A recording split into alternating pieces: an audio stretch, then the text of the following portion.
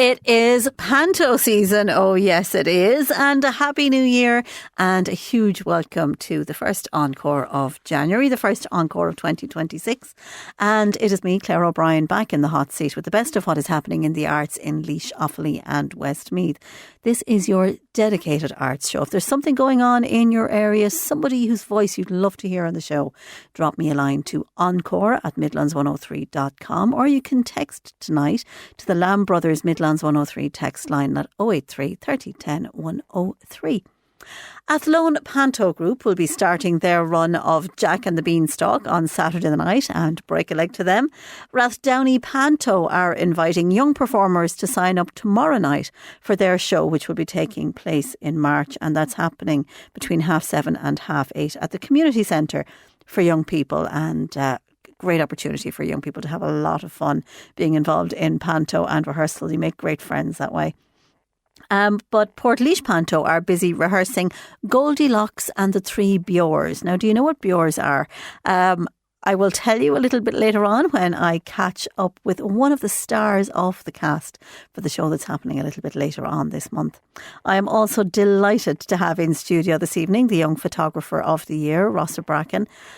He's a phenomenal photographer, but his absolutely stunning image of two unexpected rural enemies. I won't give away the whole story just yet.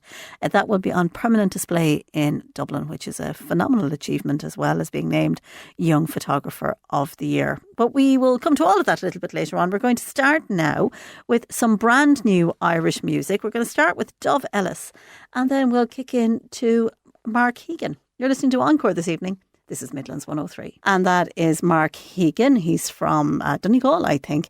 And before that, you heard Dove Ellis. Brand new music this week on Encore on Midlands 103. We're going to take a break. And then when we come back, it will be to talk to Ciara Dollard about what it is to be a Beor in Portlaoise Panto. Stay with us. Midlands 103. And you're very welcome back to Encore. Really looking forward to talking to a young man who's sitting in front of me right now, and that is Rossa Bracken, the Young Photographer of the Year. But before we get to that, we're going to go to Portlaoise Panto, because they are busily rehearsing even as we speak, and they're getting ready for their run of Jack and the Beanstalk. Sorry, they're getting ready for their run of Goldilocks and the Three Beors. Now, depending on where you have spent parts of your life, you will know what a Beor is. But one of the Three Beors is Ciara Dollard. And Ciara joins me on the line. Ciara, you're very welcome to Encore this evening. Thank you so much for having me, Claire. Will you begin by telling us what Beors are? I only learned what a Beor is when I went to work in Carlow. And it's a word that's used a lot. It is, absolutely. I suppose a Beor, the way I would know it is, it's slang term for a young girl or woman, usually a good-looking one. Now, when you come to see us on stage, people might disagree with that part of it. I myself went to college in Limerick, so it was a phrase I was very familiar with. And, of course, the traditional story is Goldilocks and the Three Bears. But in our twist on the tale, our scriptwriter has made a disastrous spelling mistake, so we've ended up with Three Beors instead of the Three Bears. Well, tell us a little bit about that script. It's written by Rory Chadwick. What is, without too many spoilers, what's the gist of the plot? Oh, it's fantastic. So Rory is actually a long-term member of our pantomime group, so it's great to have him writing our script this year. It's a very lively production, the usual sort of panto magic and mayhem. It follows actually two leading ladies, so the titular Goldilocks, but also Little Red Riding Hood does come into our story, and it sort of follows their adventures and their encounters with the likes of ourselves, the Three Beors, a wolf who thinks he's pretty scary, but maybe not quite as scary as he wants to be, and a whole host of other panto characters. And Richard Mansworth is directing this. Tell us how that's going. Richard, so young and so professional. So you've hit the nail on the head. You've taken the words out of my mouth there. Richard could not be any more professional if he tried. For someone so young, he runs such a tight ship. We've had such an easy rehearsal process with him over the last couple of weeks. And he just makes it very enjoyable for everyone and involves everyone so well. It's such a nice kind of community atmosphere in the group with Richard at the helm. Yeah. And at the top of the programme, I just mentioned that it is Panto season, and right up until March, panto groups across Laois, Offaly and Westmeath will be putting on shows. What is the lure of panto for somebody like yourself? What makes you want to dress up in a bright blue wig and sing and dance on stage? I suppose it's something I've always been involved with personally myself. Back when I was in a 4th and 5th class, I would have done the junior chorus with Portlaoise Pantomime Group. And it sort of never left me. I enjoyed it so much back then that I took kind of every opportunity to get back involved with the group. So I would have done it again when I was in 5th year. And then when I finished college, came back and did many, many years in the chorus before I finally got up the courage to audition for a part. My family have always stayed involved. Like even after I finished with the junior chorus, my dad was involved with the backstage crew for a long time as well. So it's sort of always been part of my life, I suppose, really. So you've come from the junior chorus to being one of the main members of the cast this year. Yeah, what are you and your Bury colleagues going to be doing? What's the role like? What won't we be doing is probably a better question, Claire. The three Bures, I suppose, tend to think they're very clever and tend to think that they know best in every situation. But as our audiences will come to see, that's certainly far from the case. There'll be plenty of questionable dance moves. On my part, plenty of questionable singing. I can't speak for the other two Bures, but we'll be getting up to plenty of hijinks and lots of chats with our lovely audience and maybe getting them involved in the show as the night goes on as well. Yeah, it doesn't lose its attraction, does it? You know, things may become very modern and lots of other elements of our culture change. But pantos still sell out. And there aren't all that many tickets left for Portlaoise Panto, even though it's not on for another few weeks. Yeah, we're very lucky. Tickets are selling very well. There's still, I think, a handful left with the Dunamaze Arts Centre and on their website. But I suppose it's an inclusive show, I suppose, and it's very much, there's something for everybody. You know, we have our TikTok references and our K-pop demon hunters for the younger kids, but there's also plenty for everyone to enjoy. You know, we've got a bit of a Cilla Black moment in there this year, bit of Walking on Sunshine, like all things that people of different generations, I suppose, would be familiar with. Yeah. I think that's part of the lure with panto for people is there's kind of something for everyone. You can bring the kids, the grandparents, and everyone will find something that they'll enjoy at the show. Yeah, and music-wise, how is the scoring this year? It's absolutely fantastic. As I said, there's a bit of everything. We're under the stewardship of the lovely Sarah Troy. So as I said, lots of K-pop demon hunters, but it's Sabrina Carpenter, but also Grease, R.E.M., The Eurythmics. There's, you name it, I think at this stage, there's literally something for everyone in there this year. So it's great. It's great to have a nice mixture of music that everyone's enjoying. Our kids' chorus are certainly lighting up, whenever we whack out Golden or I think Apple by Charlie XCX might have made an appearance in there. Yeah. But as I said, there is something for everybody. Yeah, it's one of those fascinating things, isn't it, about panto that there's so many elements that are familiar, and there's the music that people know and music that's probably very current in culture. But generally, there is some little bit of a wow or a little bit of a surprise. I imagine you've got something up your sleeves, a wow moment for the audience, do you?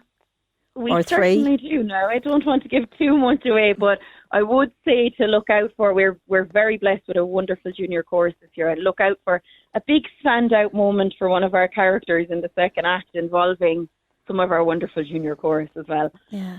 But without giving too much away, it's a show-stopping number, we'll say. Yeah. And how many are in the main chorus and then in the junior chorus? So we actually have two teams of children this year. Wow. So we're very lucky. So they're going to alternate nights. So I think we've about 20 in our junior chorus, and then just under the 20 with our adult chorus as well. So the numbers are big, which we're blessed. We're always blessed to have such great involvement. It's great to have so many people joining us on stage from experience, people who have been in the show for years, but we also have plenty of newcomers as well, which is lovely. Yeah, I suppose when you have all those people who have been around for a very long time and faces that audiences in Portlaoise and similarly all over the country, people who go to their local panto will have the same experience of looking forward to seeing the same old dame in the a slightly different costume with a slightly pinker cheeks one year on another. But the choreography that is required for this, because audiences have a high expectations, a very high standard for panto, even though it's a lot of fun. And it takes a lot of work, doesn't it? A lot of rehearsal to make panto flow easily and to make it be funny so that people don't see all the joins and they don't see the fact that there are two different casts and they don't see that it's difficult working with young people and bringing new people in. Absolutely, I definitely agree with you. We've been rehearsing hard since early October. And hopefully it will show, when we get to the stage, I hope people will see the hard work that has gone into it, as you said, from all sides, from Richard on the directing side, Sarah, our wonderful musical director, and Leah, our choreographer, who put in such hard work over the last number of months. And as well, obviously, the hard work that goes in from the cast and even our stage crew. We're blessed with them. They really are, they're lifesavers back there when everyone's slapping and looking for props and trying to find their microphone. Our stage crew are our lifesavers every year. Well, I'm going to ask you now to put on your wig. And what's your character's name, Ciara? Oh, her name is Catwoman. Catwoman. Well, Catwoman, put on your blue wig there and tell the listeners why they should try and catch one of those very few tickets that are left for Goldilocks and the Three Beors at the Dunamaze Theatre. Oh, hello guys, it's Catwoman here. I hope you're going to come and see us in the Dunamaze Theatre in the next couple of weeks. We're going to have fun, we're going to have frolics, there'll be singing and dancing, and some of the lucky daddies in the audience might even get my phone number. Brilliant. Yeah, we're all smiling in here already. You're doing the job. We'll put you on sale. Hopefully. We'll cross our fingers anyway, Claire. Ciara Dollar, thanks a million for taking the call this evening and chatting to us on Encore. And the best of luck with the rehearsals as you pull.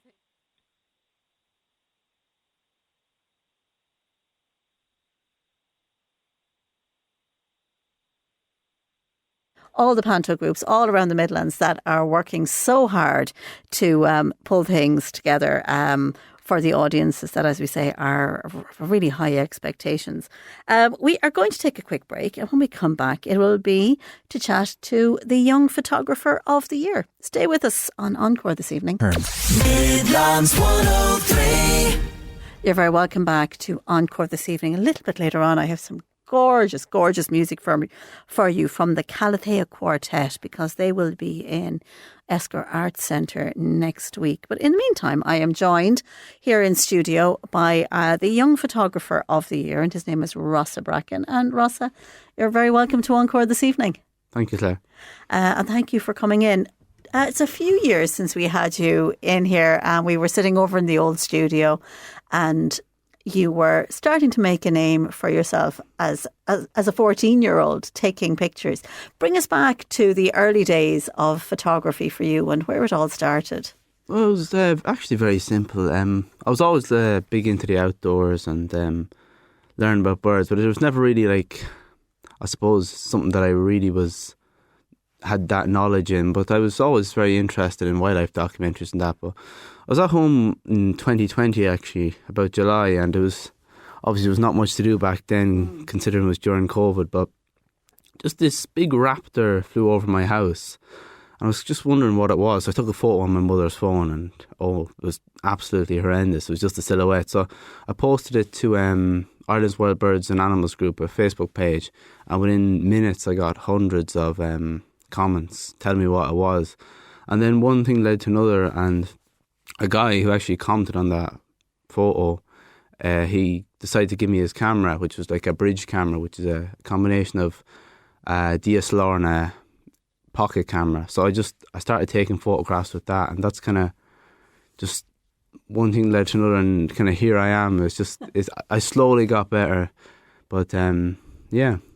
And When you have that bridge camera, it's a combination between a DSLR and a pocket camera. So you're not printing images, I presume, are you? I have a very limited technological vocabulary for cameras, so you're going to have to help me out here a small bit. No, it's just like a pocket camera, but it just has that extra reach, and it's a bit more professional. But it did the trick for me for a couple of years, but then it slowly you just need to upgrade to get, if you want to really maximise your photography and that. So it's definitely a stepping stone for me. So but then I had to go to the DSLR, and I started off with a Nikon D5600, and that was just like a whole different world. And when you took that out with you, do you remember when you started to get used to that and the kind of pictures you were taking and the places you were going to do your work? Yeah, well, the first time I got it, I didn't even know about lenses, so I was there with a 55mm lens, wondering why I couldn't zoom up real close to a bird. So you slowly learned more about it. But then, as I did, I got to different places. Like I went to Canada in 2022, which was once in a lifetime trip. It was really incredible. I got grizzly bears, wow, hawks, bald eagles, mountain goats. It was absolutely incredible. And that was really my first trip post-COVID. So that was definitely, it was something else. I found it very hard to come back to the deer and the foxes in Ireland after that one. Yeah. And you've been taking, you've been publishing your photos and making a name for your photos since you were 12 years old, really. Yeah, well, I started off in 12. When I was 12 back in 2021. I won the Cruinnian and Oak I think it was under 15 category, and that was a big one for me. I got my photo printed out on a big canvas. So that was a really good one. That was back in March of 2021 where I got the 4 deer, and that was well liked by any of my followers and people who've seen that. So that's kind of. And then you won the Irish Wildlife Trust photograph as well there in the awards. Yeah, that was actually the same photograph that won that one. It was just an incredible moment. I was really lucky. I just jumped out the car and took the photo, and next thing, it was a really good photo. You only really see like what you've taken when you get back and review. Like when I'm looking through the viewfinder, I just snap as quick as I can, hoping that one of them comes out well, and that was definitely a winner. And you say you hopped out of the car and you took the photograph. What is the process for you of choosing what you're going to photograph, or does what you photograph choose you? Yeah, that's kind of it. It's very lucky for me because like most photographers spend hours and dedicate specific times and do a lot of research into what they're going to do and even pay to go on different trips and that. But for me, it's just getting outdoors as much as you can, and then you're going to stumble across something. That's what I've started up a project called Get Out, and it's just about getting kids outside. So you don't even have to think about this stuff, and then stuff you didn't even know was in your locality could just walk right out in front of you. Particularly deer, they're very, very curious. So that's I've got thousands of photographs of deer because I'm very lucky with them when they're driving and walking. But no, it's very look orientated for me because it's just what I see when I'm walking and moving around. And so you're not setting yourself up, for example, with Tina Claffey takes micro photographs of tiny little things that are underfoot, and she's some phenomenal pictures of deer as well. But those happen when she has put herself out in a place in the bog, and she might be there for a whole morning, or she'll be there as dawn breaks, and she could be there for a long time in the one area or the one position, waiting for something particular or looking for something particular. That's not how it works for you, I think, is it? No, it's something I wouldn't be. I'd like to try it sometime, but I just haven't really done it. I don't know if I have the patience to wait hours, but I know lads who lie under tarp and for hours on end to get the one photograph, and it is worth it. But no, the macro that Tina takes, I haven't actually got into. It's I kind of like to deal with the bigger animals and Yeah. stuff, but that's definitely interesting. The macro, if anyone's into macro, it's really interesting to see up close with bugs and things you just don't see. It's really interesting. Yeah, she's a couple of amazing books. So the photograph that for you won the Young Photographer of the Year Nature Photography Award. Describe it, because it's quite for somebody who lives on a farm with farm animals. This I thought was an extraordinary image. Yeah, that was again another jumped out of the car. I was in Tulsk in Roscommon coming home, and it was kind of late in the evening, a summer's evening. So I just saw this fox on the road, and I did got my father to pull over, jumped out of the car, and he went up on a wall and into this field. So I walked around the side of a house, an abandoned house, and the fox was there. So I just got the camera out and shot as many times as I could at the fox. And next thing you know, a lamb sticks its head out from this, like beside the gate. So I didn't even notice it at the time until I came back to the car and I was like, "Oh, this is a really good photo." But that's one from when I was 13. So I didn't really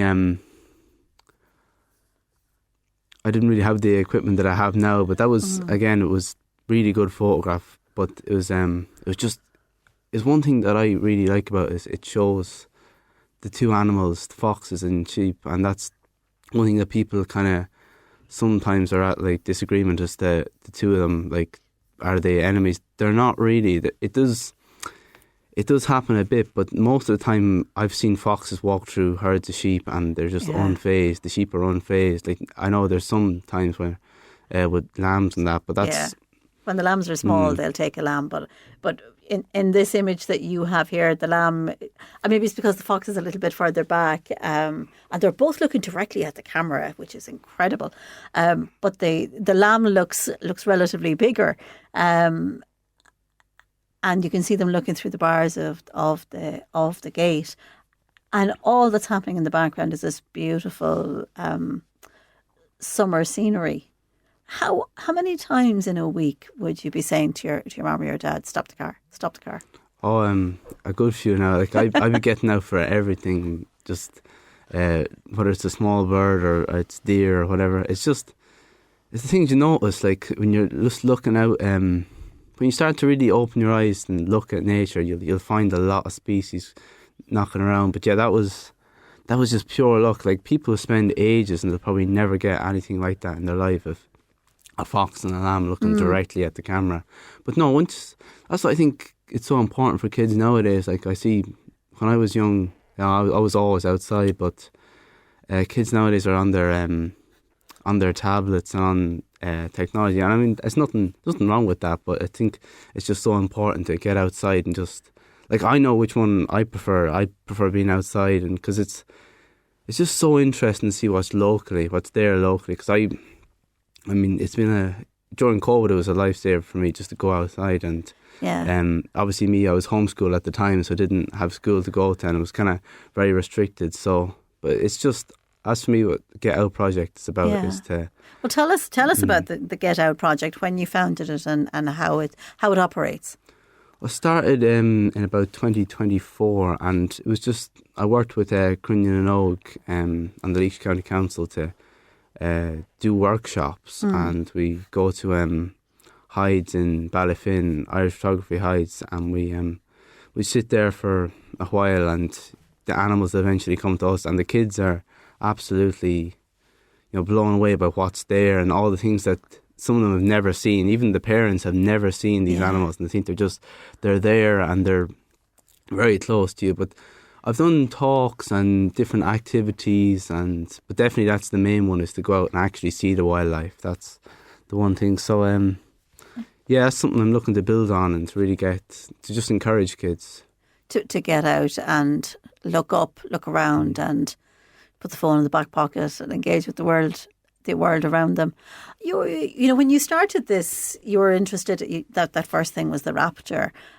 Has your knowledge of birds and animals expanded as much as your knowledge of photography?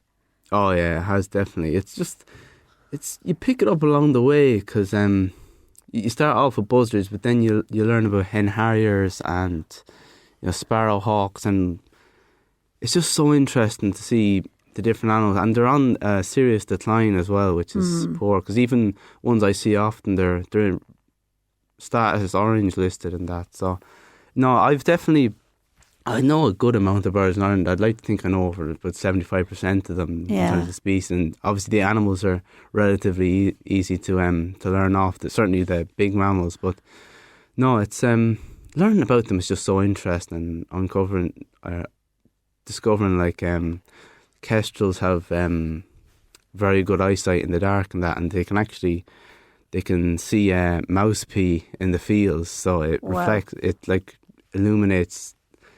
They can see it like luminous, so that's how they'll track the mice down. But it's just so interesting, the things that you even see, and books are a great way as well to learn about these creatures. Yeah. Is there? You are studying at the moment. You're doing a PLC in digital media with Lee Shoffley Education and Training Board. How is that?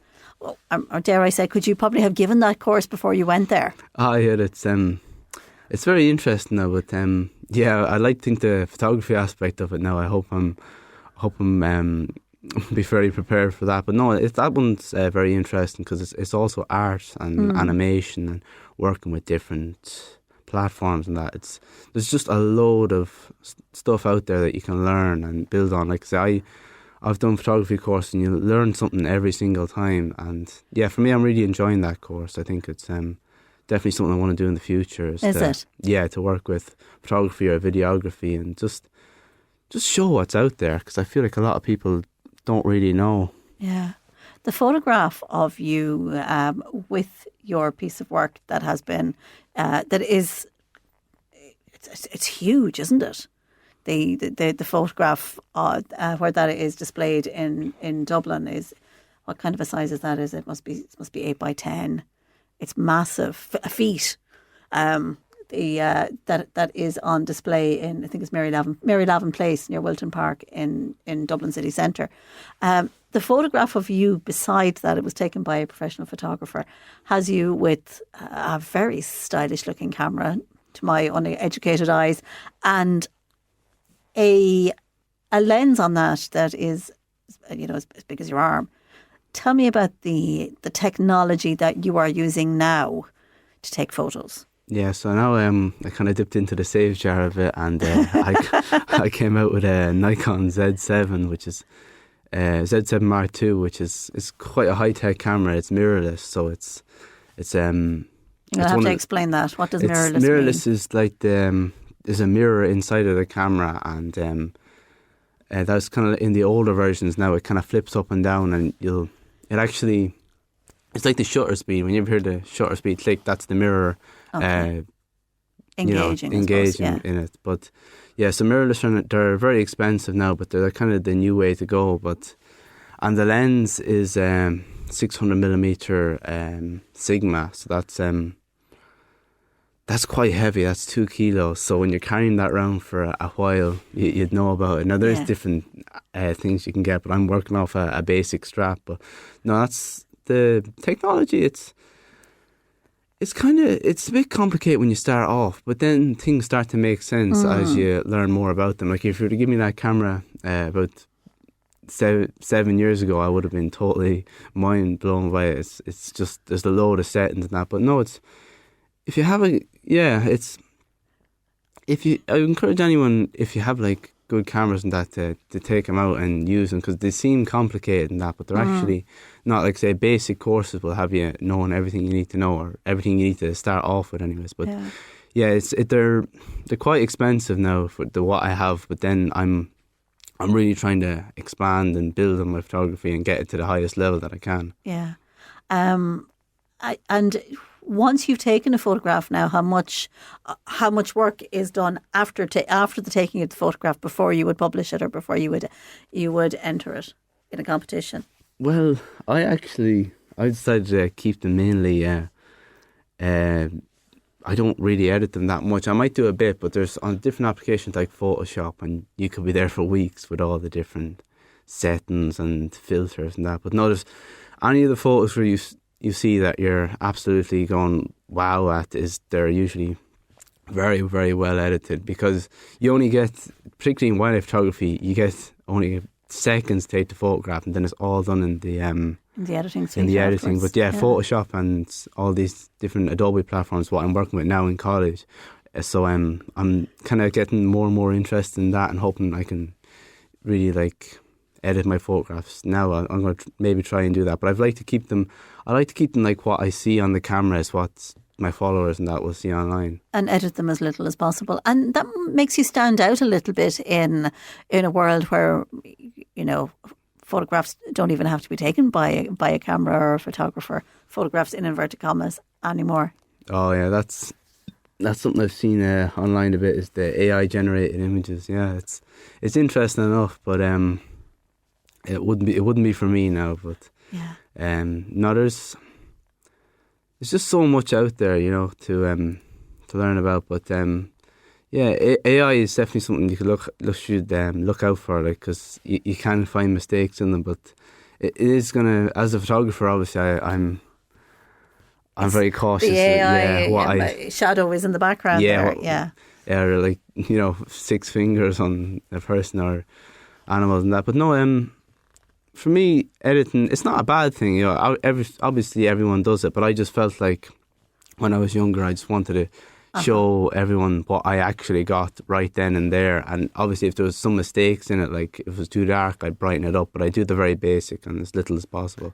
Okay, it's another unique selling point. If people are interested in looking at your work, and many, many, many people are, they will find it on Instagram at Boy and Camera Rossa. Phenomenal images there. Must be a joyful thing to spend your day looking at exciting things and then working with those images. Oh yeah, definitely, because I've got hundreds of photographs online, and you just find me at Rossa Bracken on either platform, on Facebook or Instagram. But yeah, I'm hoping to kind of expand now into maybe working with people a bit, and wedding photography, and hopefully pet, and even just kind of family photographs and that I'm hoping to work with, because you know, it's no harm expanding what you can do. So if anyone wants to contact me or anything, you can find me on them two platforms. Okay, and then also on top of that, being the Young Photographer of the Year opens all kinds of doors and creates interest in other people have in you and what you can do.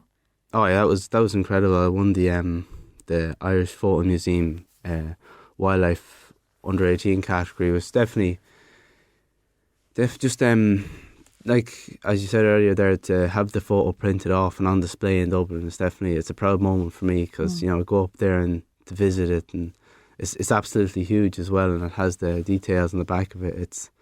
It came out very nice. But it's great to win national awards, because it just gives you more exposure, and it links you to other people. I've met different photographers through that, and you know, good friends with them as well. It's incredible to think that you are as young as you are and have achieved as much as you have, and the photography road ahead of you is longer than all the lenses that you could put together, one on top of another. Rossa, thank you so much for coming in to us in studio from the Slieve Blooms, where you take a lot of your photographs, and coming in to talk to us tonight on Encore. We really appreciate it. Thanks, Claire. Thanks a million. We are going to take a quick break, and then we're going to come back with some absolutely gorgeous music, because the Calathea Quartet are coming to the Encore Arts Centre next weekend, and I was listening to some of their music online, and oh my God, it's just going to make you so mellow for the evening, and that is all to come when we come back after the break here. You're listening to Encore on Midlands 103, 083 3010 103, the Lamb Brothers Midlands 103 text line. Midlands 103. And thanks again to Rossa for coming in to chat to us this evening. Next week at the Encore Arts Centre, there is going to be some gorgeous, gorgeous chamber music performed by the Calathea Quartet. And they are an ensemble of musicians from New Zealand, from Australia, from England and from Ireland. They're currently based in London, and they have won prizes all over the place. They have a really unique style, and I'll tell you a little bit in a couple of minutes about the programme for the event in in Esker. But I'm going to play you the Schubert Quartet Satz D703, and I just think, sit yourself back and decide to yourself you need more of this in your life for 2026, because it's just gorgeous.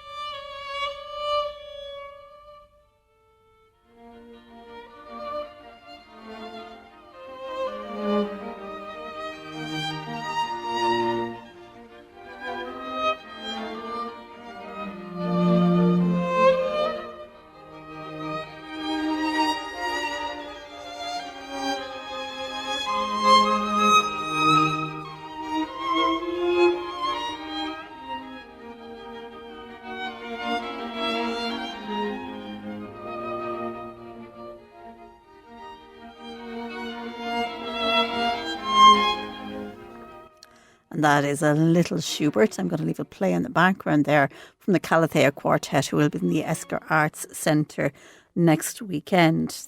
I I want, before we finish up this evening, just to draw your attention to a new book. I haven't read it yet, but I've read a little bit of extracts from it. It's by Daisy Fancourt, and it is about how art can save your life, I suppose, is the main gist of it. And she talks about the scientific research behind the impact of the arts on our lives. And probably if you're listening to this programme, you knew this already. But she tells us that randomised trials, this is published in The Guardian over the weekend, randomised trials on the mental health benefits of the arts now number in triple figures, with regular singing, dancing, reading, crafts and cultural pursuits shown to reduce symptoms of anxiety, depression and stress for people of all ages. She says that some studies suggest that combining creative arts therapies such as music therapy with antidepressants and counselling can nearly double the improvements in depressive symptoms compared with standard treatments. But the arts can also be beneficial preventatively. People who regularly go to the theatre, to live music events, to museums, galleries and the cinema have nearly half the risk of developing depression.